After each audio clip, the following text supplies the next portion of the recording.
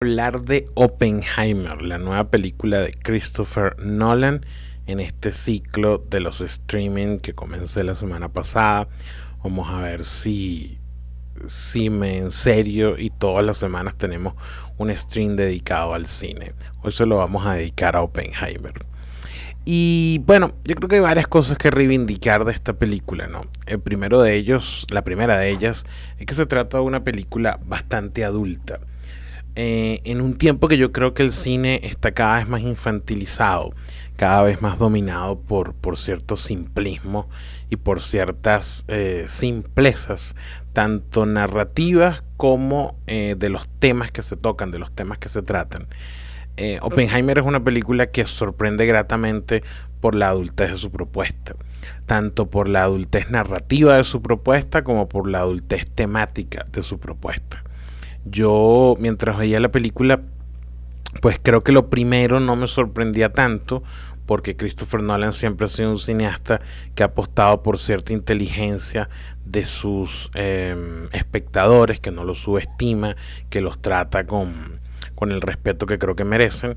Y en segundo lugar, o sea, digamos, la ambición narrativa es algo típico en el cine de Christopher Nolan, aunque también a veces esa ambición narrativa el propio Christopher Nolan no la lleva hasta el final, sino que él mismo se encarga luego como de traicionarla. Pero la adultez temática sí es algo que a mí me preocupaba, porque desde que anunciaron esta película yo tenía muy en mente una reseña que hace años hizo Lawrence Lessig sobre la película de Social Network, que de hecho se las voy a compartir por acá. Déjenme compartir la pantalla. Acá, esta reseña publicada en The New Republic, ¿no? En ella pues comentaba Lawrence Lessig sobre la película. A él la película le había gustado mucho como entretenimiento, o sea, le parecía que era una película que estaba bien hecha, pero no le gustaba el fondo de la película, el tema, ¿cómo decirlo? El mensaje que la película daba. Porque, según Lessig, el guionista Aaron Sorkin no había entendido cómo funcionaba Internet. Y en una parte de esta reseña, él dice algo muy profundo que siempre he tenido en mi cabeza desde que lo leí y que lo recordé cuando se anunció la película de Oppenheimer. Y es este párrafo que está acá, que lo tenía ahorita subrayado, que dice... bueno, hay un momento en el que él dice que The Social Network simplifica la historia de Facebook, porque la historia de Facebook, si bien es cierto que es una historia de ambición, de traiciones, de un señor llamado Mark Zuckerberg, que pues claramente no es un tipo que tenga la mayor ética como persona ni como empresario. Sin embargo, él señala que más allá de eso, lo que estos chicos lograron con la red social fue cambiar la forma en la que se entendía la economía, fue crear un negocio de la nada.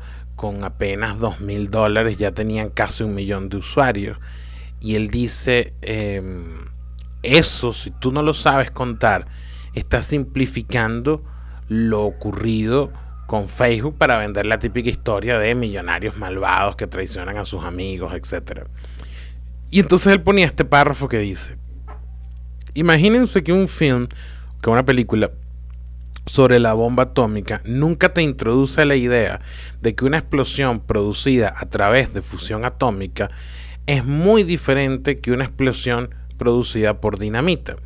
En vez de eso, solamente nos muestran una explosión y esperan que todos nos indignemos sin entender la diferencia en la innovación de cada una de esas bombas. Es decir, que el riesgo, según Lessig, es que nosotros nos pongamos a hablar de la bomba atómica sin comentar lo que la bomba atómica implica, no solo desde el punto de vista moral, que por supuesto pues, nadie, o sea, casi nadie va a reivindicar el uso de un arma de destrucción masiva, pero sí sin comprender todo lo que pasó científicamente para que esa bomba se pudiera hacer, y todo lo que pasó también desde el punto de vista social, el contexto histórico. Si eso no se entiende, pues puedes caer en un moralismo bastante cursi de decir bombas igual malo, qué mal que usamos armas, esta es una historia moral que te va a enseñar que las armas son malas. Y yo tenía la sensación de que esta película podía hacer eso, porque estamos en una época de simplismos morales exacerbados y en los que este tipo de visiones complejas de la historia y de la humanidad son cada vez menos acostumbradas, por lo menos en el cine mainstream. Obviamente en el cine independiente, en el cine documental hay más espacio para hablar con profundidad de ciertos temas, pero el cine mainstream se ha llenado de una simplificación moral y ética muy grande. Y yo me acordaba mucho de la reseña de Lawrence Lessig, porque yo decía, bueno, en efecto, esto pudiera ser, por la época que vivimos, una película bastante simplona sobre la bomba atómica. Pero no ha sido así. Yo he visto la película y lo primero que creo que hay que agradecer es que se trata de una película adulta, de una película compleja, de una película que apuesta por una complejidad narrativa, un poco típica del cine de Nolan, pero también por una complejidad temática, ética, humana, incluso en el diseño psicológico de los personajes. Realmente solo hay uno que es un villano arquetípico, pero todo el que es el que interpreta Robert Downey Jr. Pero el resto de situaciones, el resto de temas que se tratan en la película se tratan con un cierto respeto, con una cierta seriedad, con una cierta profundidad, que es de agradecer en una época en que el cine había ido perdiendo poco a poco esta capacidad de tratar a profundidad ciertos temas, ¿no? Yo creo que la película se pudiera decir que son 4 películas en una, y que pudiéramos analizarlas cada una por separado y ver que algunas funcionan mejores que otras, porque obviamente no es una película perfecta. Pero antes de entrar a eso, yo creo que lo primero a destacar, y lo que a mí más me ha gustado, es que se trata de una película adulta y una película muy seria.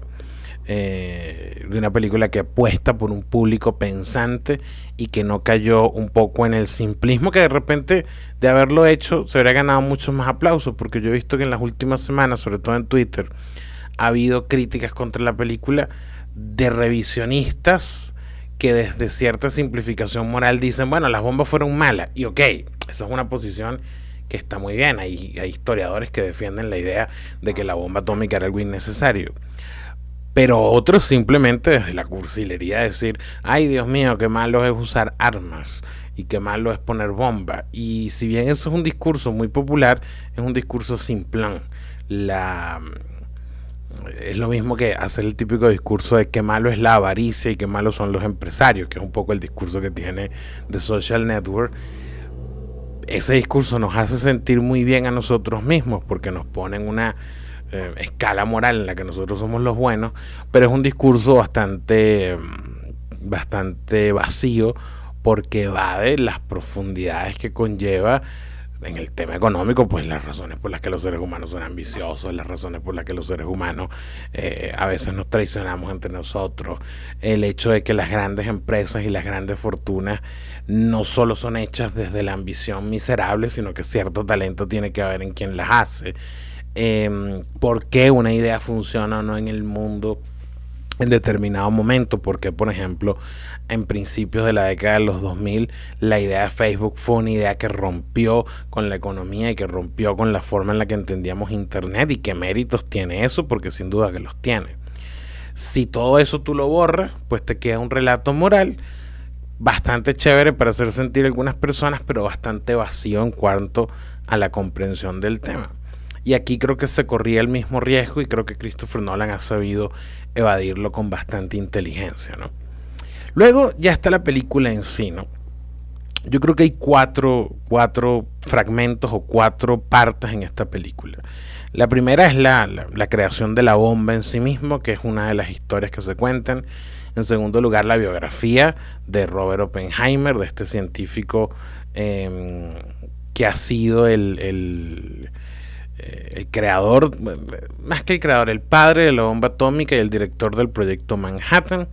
En tercer lugar, hay una película que es un thriller político, en el que se cuenta la tensión entre el creador y la obra que creó y los jefes, los que le ordenaron crear esa obra, que en este caso es el gobierno norteamericano, que es el que le ordena a Oppenheimer dirigir el proyecto Manhattan. Y en cuarto lugar hay una cuarta película que no es propiamente una historia, sino que es el tema de fondo, que es esta idea de que tal vez con la bomba atómica se dio inicio a una reacción en cadena o a una nueva era en la forma de fabricar armas y en la forma en la que los seres humanos practicamos la guerra, partiendo de que los seres humanos hemos practicado la guerra desde el principio de los tiempos. Creo que estas cuatro películas no se balancean del todo bien, creo que algunas son mejores que otras.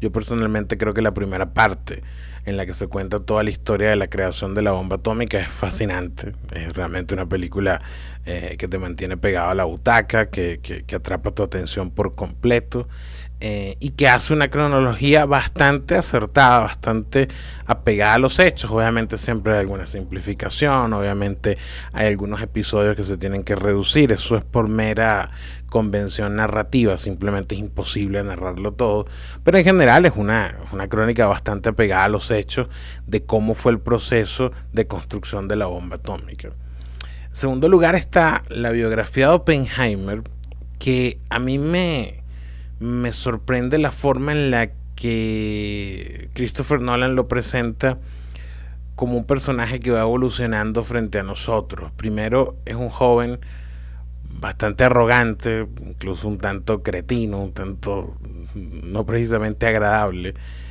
muy enamorado de sí mismo, y luego cuando contempla lo que creó se va volviendo poco a poco una persona cada vez más concienciada y cada vez más atormentada por las consecuencias de su creación. En ese sentido, pues es la historia un poco de un Dios arrepentido, porque el arrepentimiento que en general le va dando Oppenheimer, no tanto por haber creado la bomba, sino por lo que él piensa que desató a raíz de su creación.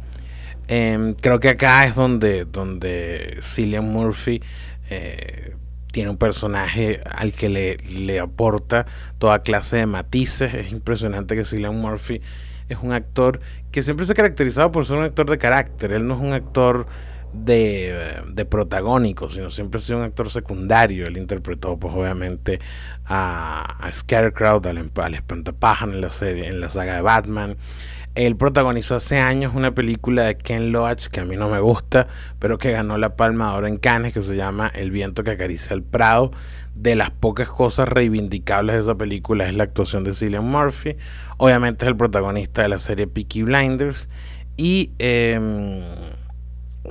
es el primer gran papel, yo creo el primer papel en el que una película descansa por completo sobre sus hombros, y su actuación es fantástica porque logra, además con una gestual muy particular. Cillian Murphy tiene un rostro muy particular, muy expresivo, pero al mismo tiempo un rostro bastante extraño, incluso un rostro bastante extraño por una estrella de cine, y con mucha sutileza, sin ser una de estas actuaciones pensadas para ganarse un Oscar, estas actuaciones todas dramáticas, sobreactuadas, estas actuaciones llenas de tics que a mí no me gustan, que me parece que son cierto exhibicionismo actoral, sobre todo de los actores más apegados al llamado método, que a veces creo que es un vicio entre los actores. Murphy logra crear un Oppenheimer con mucha sutileza, muchas de ellas enfocadas en lo que transmite con el rostro, porque esta película se grabó buena parte de ella en cámaras IMAX, en cámaras de altísima resolución, que llenan todo el campo visual del ojo. O sea, la pantalla se llena por completo para llenar todo el campo visual del ojo. Estas cámaras se suelen utilizar en películas de acción. Por ejemplo, las últimas películas de Misión Imposible las han utilizado porque todo se ve más grande y más espectacular. Acá esas cámaras están utilizadas principalmente para hacer close-ups al rostro de Cillian Murphy. Y si tú no tienes un actor que te pueda resistir esos primeros planos, aquello se puede ver espantoso. No es el caso de esta película, donde creo que el actor destaca, creo que hace una grandísima actuación, para mí de las mejores actuaciones del año. y la película la sostiene él, y él logra crear un Oppenheimer que nos genera sentimientos encontrados. La biografía de este científico es la biografía de un personaje que nos genera, por una parte, una profunda admiración por su brillantez, un cierto rechazo por su carácter, puede que un cierto rechazo por algunas de sus acciones, particularmente sus acciones. Él es un hombre, él es un mujeriego, él es un hombre que de hecho hay una secuencia en la película en la que él está en una de las de las entrevistas que le hacen la comisión que lo investiga, que es una comisión privada, que le hace una investigación para retirarle el permiso de máxima seguridad que tiene. Y hay un momento en el que él está dando su testimonio y sin embargo la cámara gira detrás de los que le están interrogando y lo vemos como si estuviera teniendo relaciones con la que fue su amante. A mí me parece una secuencia fantástica, me parece una secuencia brillante y que ayuda a crear un personaje bastante gris, sin que gris sea sinónimo de decir que el personaje tiene un lado oscuro o maligno, porque no es el caso. Este personaje no tiene ningún lado maligno, tiene un lado humano como el que tiene todo el mundo, y la película se niega a condenarlo moralmente por ello, algo que también es muy habitual en el cine actual, que el cine actual busca un poco exculpar a los personajes como si los personajes tuvieran que expiar sus pecados. No es el caso de este personaje, que también creo que al final nos genera bastante admiración por el arrojo ético que tiene hacia el final. Fíjense que actualmente, recordando lo que estaba hablando al principio de las redes sociales, se habla mucho de las consecuencias éticas de ciertas creaciones que hoy en día existen, como por ejemplo las redes sociales, los teléfonos celulares, el internet. Se dice que sus creadores o que las empresas que proveen de estos servicios no se preocupan por las consecuencias éticas de lo que le lanzaron al mundo, pues de que estamos en una crisis de déficit de atención, de que estamos en una crisis de depresión, de personas que las redes sociales les hacen daño, que internet los pone en un estado de alteración, de ansiedad permanente, y que pareciera que quienes crearon estas redes no están interesados en discutir éticamente las consecuencias de su creación. Resulta por ello admirable ver a una persona en pantalla que se pasa buena parte de la película, buena parte de la historia que nos cuentan, como con una especie de cuestionamiento ético de lo que hizo. De hecho, hay un momento en el que el personaje de su esposa, eh, que es Florence Pugh, que lo interpreta Florence Pugh, le dice, no, perdón, que estoy diciendo, disculpen, Florence Pugh es la amante, que le interpreta Emily Blunt. El personaje de su esposa, que le interpreta Emily Blunt, le dice, tú te estás sometiendo a este interrogatorio, a esta comisión, porque crees que de esa manera puedes calmar esa angustia ética que te atormenta. Y en efecto, es algo que nosotros tenemos claro que es lo que el personaje está haciendo, porque el gran sufrimiento que este personaje tiene es esa destrucción ética interna que lo va llevando con el tiempo a entender las consecuencias de lo que él creó, a diferencia de cuando él era joven y ambicioso, que de repente le costaba bastante entender dichas consecuencias, porque de hecho al revés, él mismo busca al principio llevar adelante este proyecto, e incluso justo después de que lanzan la bomba, él se celebra el lanzamiento de esta bomba en un discurso bastante arrogante, que por cierto en la película aparece cuando él está celebrando el lanzamiento de la bomba, y vemos cómo de alguna manera él se distancia de sí mismo, y en el público que lo está escuchando vemos un poco cómo habrían sido las consecuencias de la radiación al momento en el que la bomba fue arrojada. Esto es porque creo que esa escena no la estamos viendo cronológicamente, sino en el recuerdo del personaje, y el personaje, atormentado por la culpa, por su ética y por su sí, por el tormento ético que siente por lo que creó, recuerda él mismo el discurso que dio, y el recordatorio es un recordatorio tormentoso, es casi una escena de terror, porque lo vemos incluso caminando y se le van hundiendo los pies en lo que presumiblemente son cuerpos calcinados. Realmente es una secuencia muy dura, y es una secuencia que habla sobre eso, sobre o sea, la biografía de Oppenheimer está enfocada en mostrar toda su evolución, desde que era un joven científico ambicioso hasta que se convirtió en el creador horrorizado por su propia creación. Luego creo que hay una tercera película que es un thriller político que recuerda muchísimo a JFK de Oliver Stone. Es un thriller que se desarrolla en varias sesiones de hearing. Hearing es en Estados Unidos. Hearing significa sesiones de escucha. Es cuando se hacen las interpelaciones, lo que en América Latina o al menos en Venezuela llamamos interpelaciones. Hay una interpelación a Oppenheimer, a quien le quieren quitar el permiso de seguridad que tiene.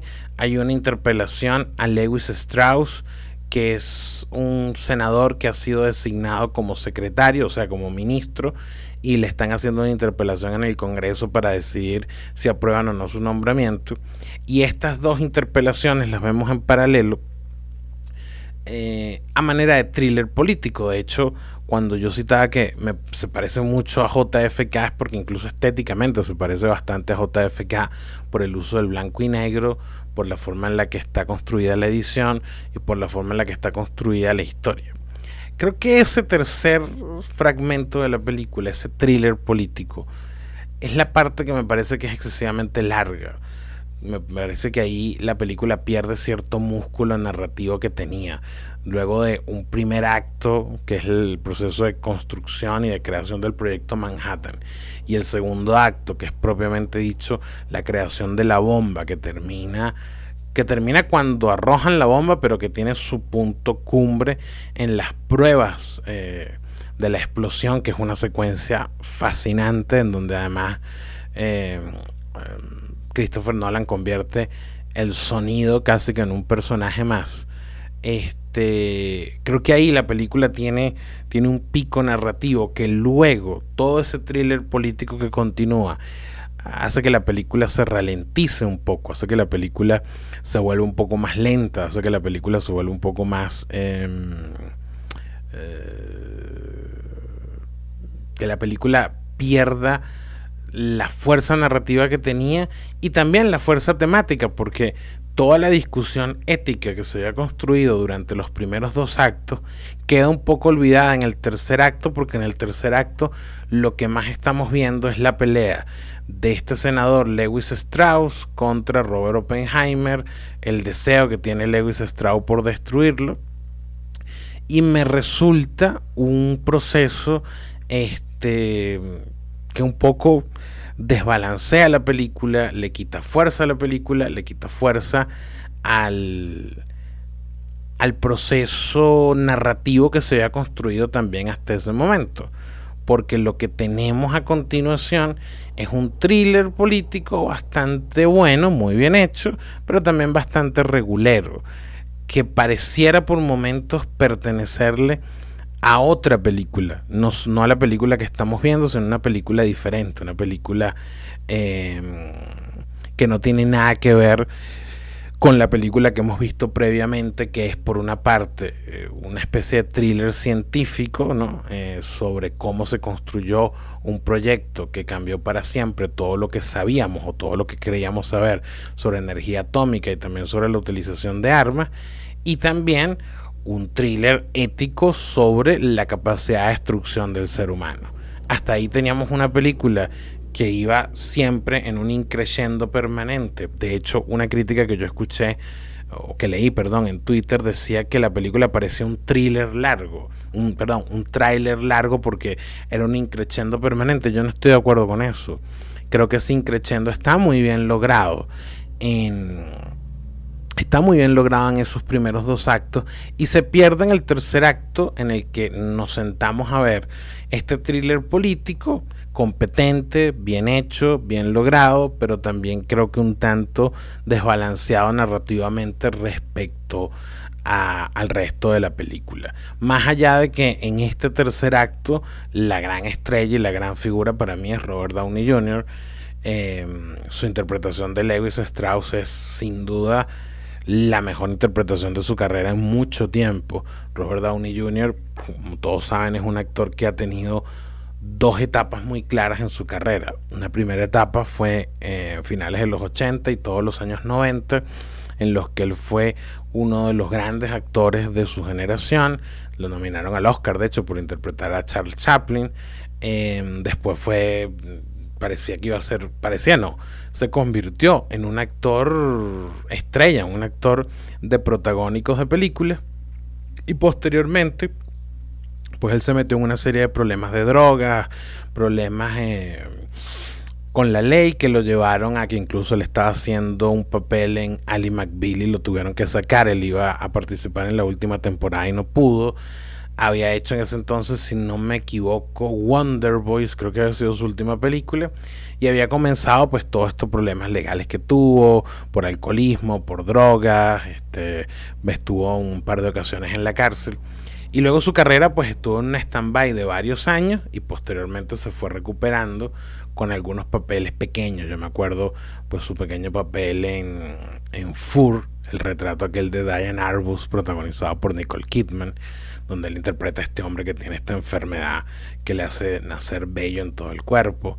Hizo otros papeles por allí, después hizo Zodiac, ya hizo otras películas más hasta que finalmente protagonizó Iron Man. Y Iron Man no solo revitalizó por completo su carrera, ese mismo año hizo Tropic Thunder, lo nominaron al Oscar, sino que también implicó una nueva etapa en la carrera de Robert Downey Jr., en la que creo yo que ha sido muy difícil divorciarlo del personaje de Tony Stark. Yo he visto otras películas protagonizadas por Robert Downey Jr. en tiempos recientes y es difícil no relacionarlo con Tony Stark, porque Tony Stark en parte es un personaje que se parece mucho al propio Robert Downey Jr., es un personaje cuyo carisma se sostiene en el carisma del actor, y resulta complicado cuando un actor hace un personaje tan icónico divorciarlo de este personaje, además de que como Marvel se convirtió en la compañía dominante del cine precisamente a raíz de Iron Man, que es la película que da inicio a la edad de oro de las películas de Marvel y de las películas de superhéroes, pues resultó que la imagen de Robert Downey Jr. se volvió recurrente y se volvió una imagen permanentemente ligada al personaje que interpretaba.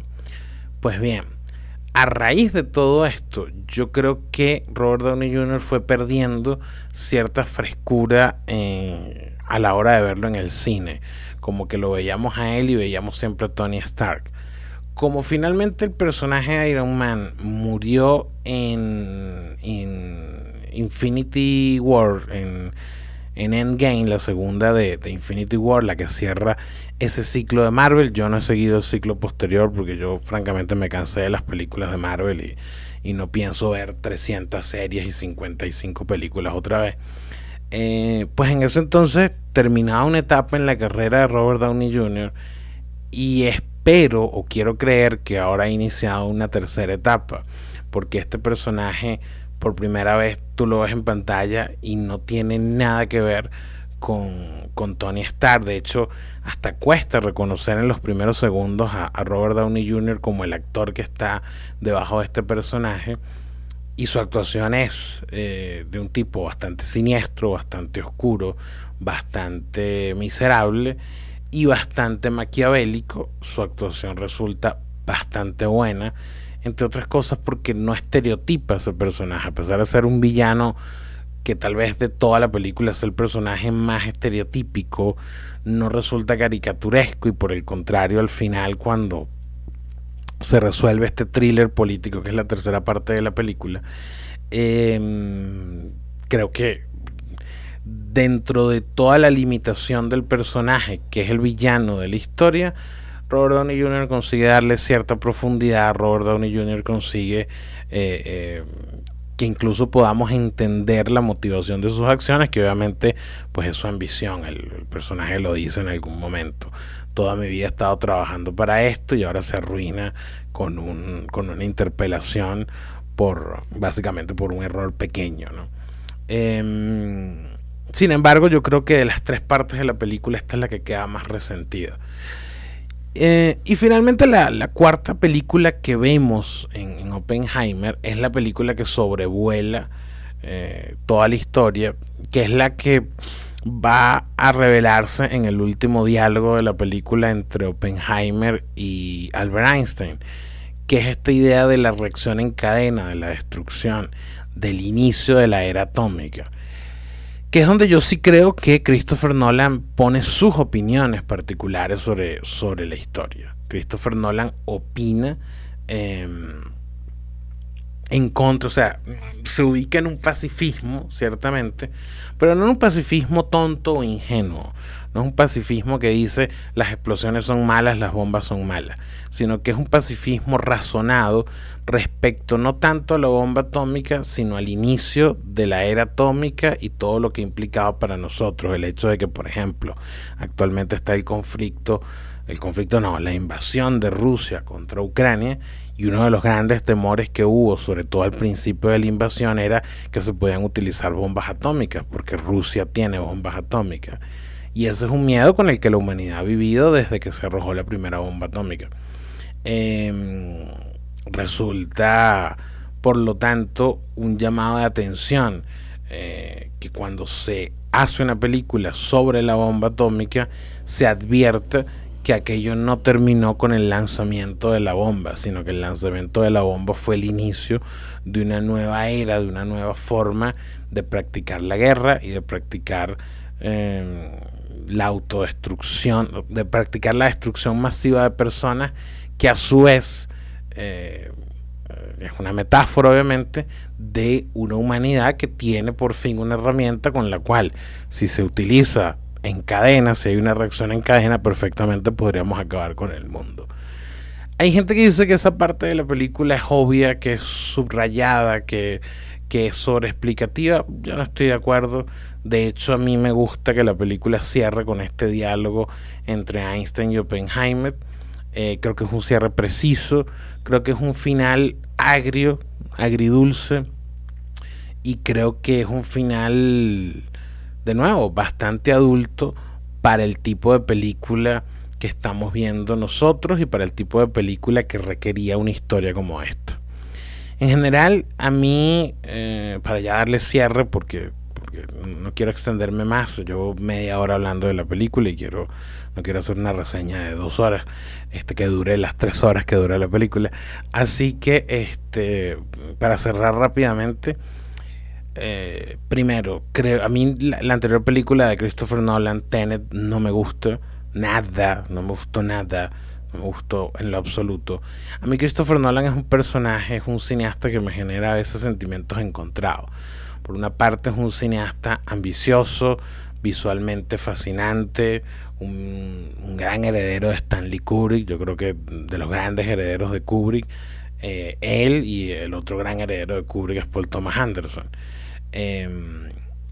Pero con la diferencia que Paul Thomas Anderson creo que es un cineasta con mucha más personalidad y que hace cosas mejor de las que hacía Kubrick. Kubrick, por ejemplo, era un director de actores que no siempre acertaba en ese sentido, porque Kubrick estaba más interesado siempre por las ideas y por los temas y por los símbolos que por la historia, mientras que Paul Thomas Anderson creo que está mucho más interesado por la historia y por los personajes. Voy a tomar agua en mi vasito de Barbie. Este vasito es del combo de Barbie de Cinex, que traía una ovomaltina, unas cotufas rosadas y la bebida aquí con la B de Barbie. Ya hablaremos de Barbie, no va a ser hoy, pero ya hablaremos de Barbie. Pero bueno, les decía que Christopher Nolan, creo yo que es uno de los herederos de Stanley Kubrick. Ha hecho películas que son narrativamente de una ambición y de una seriedad que debe aplaudirse en una época en la que el cine es cada vez más simplista y cada vez más simplón. Creo que es un cineasta al que le interesan los grandes temas, cosa que también agradezco bastante. Pero también es un cineasta que a veces paradójicamente no pareciera confiar en su propia grandeza visual. Eso se veía en muchas películas, pero principalmente creo que en Interstellar, que es una película tan contradictoria, porque por una parte es una película visualmente fascinante, la historia humana de el padre que pierde buena parte de la vida tratando de salvar al mundo, y eso lo lleva a sacrificar a su familia, a sacrificar el tiempo con sus hijos. Es muy bonita y es una historia muy humana, pero al mismo tiempo la película está plagada de diálogos sobreexplicativos, de soluciones de telenovela. De hecho, el diálogo de Anne Hathaway explicando que el amor trasciende dimensiones es un diálogo de pena ajena, para ser honesto. Y a mí eso me genera sentimientos encontrados. Me pasa con varias de sus películas, incluso con su trilogía de Batman. The Dark Knight es una película casi perfecta. The Dark Knight Rises es una película cargada de efectos narrativos y de defectos graves, defectos que hacen daño a la hora de ver la película. Creo que incluso por la altura que tiene Batman Begins y por la obra maestra que es The Dark Knight Rises, es una película que incluso tiene una caída muy fuerte, ¿no? Y Tenet, que había sido su última película, que además es una película que se ha promocionado como la película que iba a salvar a los cines después de la pandemia, resulta que no, resulta que es una película malísima, y no solo porque, no tanto porque sea incomprensible, que no es el caso, porque cuando uno dice esto, Christopher Nolan también es ese tipo de cineasta que tiene fanboys que son insoportables, la mayoría de ellos, que vienen a decirte que si a ti no te gustó una película de Christopher Nolan es porque eres estúpido y no la entendiste, que son películas para genios. Eso, aparte de ser una gran tontería, porque el cine es un arte masivo y por tanto pretender que hay que ser un genio para entender una película es una negación del cine en sí mismo. Pero aparte de eso, no se trata de la profundidad, no hay tal profundidad. Interstellar es fácil de entender y Tenet también. Los personajes viajan a través del tiempo hacia el pasado en reversa para poder salvar el futuro. Eso está obvio, no es complicado entenderlo. El problema es la poca claridad narrativa que tiene Nolan como cineasta en esa película, y cómo los personajes, el de Robert Pattinson, no para de explicar la película cada vez que aparece. Y eso también pasaba en Inception, que a cada rato tenía que venir un personaje a explicar y a explicar y a explicar, y a veces eso se hace molesto. Curiosamente, en esta película, en Oppenheimer, todo eso está bastante corregido, y creo que es de las películas más firmes narrativamente que tiene Nolan, tal vez desde que hizo Memento, desde que hizo The Prestige, desde que hizo la trilogía de Batman, sobre todo las primeras dos. También Dunkerque también estaba muy bien. A mí en general me ha gustado, no les voy a decir que se las recomiendo, primero porque estoy haciendo esta crítica un poco tarde y creo que ya la película, pues, el que la iba a ver la fue a ver. Pero sí creo que es una gran película. Creo que es una gran película. Creo que es una de las mejores películas de Christopher Nolan. Y esperemos que la carrera de Nolan siga por este camino. Esperemos que tanto Robert Downey Jr. como Cillian Murphy suenen para los próximos premios Oscar. Creo que son dos actores, sobre todo Robert Downey Jr., que desde hace rato ya se merece un reconocimiento de este tipo, y creo que este papel se lo va a dar. Y esperemos que lo que ha pasado con esta película, que siendo una película tan ambiciosa, tan adulta, ha sido un fenómeno de taquilla, obviamente un poco opacado por Barbie, porque la razón por la que Barbie y Oppenheimer se estrenaron al mismo tiempo es porque a raíz de Tenet y de que Warner Brothers no quiso respetar el plan de lanzamiento que Christopher Nolan tenía con Tenet, ellos se pelearon y dejaron de trabajar juntos. Warner en venganza, cuando Nolan anunció el estreno de Oppenheimer, decidió poner el estreno de Barbie el mismo día y en la misma semana, un poco para tratar de quitarle espectadores. Y resultó que no, resultó que se creó este fenómeno de Barbenheimer, que yo lo he disfrutado bastante. Creo que desde hace rato no veíamos un fenómeno así de películas como para que la gente se peleara para ir a verlas en el cine, y eso es bueno en una época en la que la gente cada vez va menos al cine. Y y bueno, a pesar del fenómeno de Barbie, Oppenheimer es una película que le ha ido realmente bien en taquilla. Estoy viendo aquí las cifras. En este momento tiene 790 millones 321, 790,321 millones de recaudación, con un presupuesto de apenas 100 millones de dólares. Es ya una de las películas más exitosas del año. A Barbie le ha ido un poco mejor, pero realmente probablemente esta termine siendo la segunda película más vista del año. Y eso es una buena noticia, que una película como esta esté llenando las salas de cine. Está muy bien, porque se nos ha infantilizado demasiado el cine, y creo que el cine hay que readultizarlo. Así que lo dejo hasta aquí. Esa es mi reseña de Oppenheimer, y gracias por acompañarme en este proyecto todavía fallido de los streamings. Esto seguramente lo están viendo ustedes a través de YouTube. Esperemos que pronto los en vivos ustedes se animen a venir para acá. Muchísimas gracias, y síganme en Twitch y también por acá por YouTube. Saludos.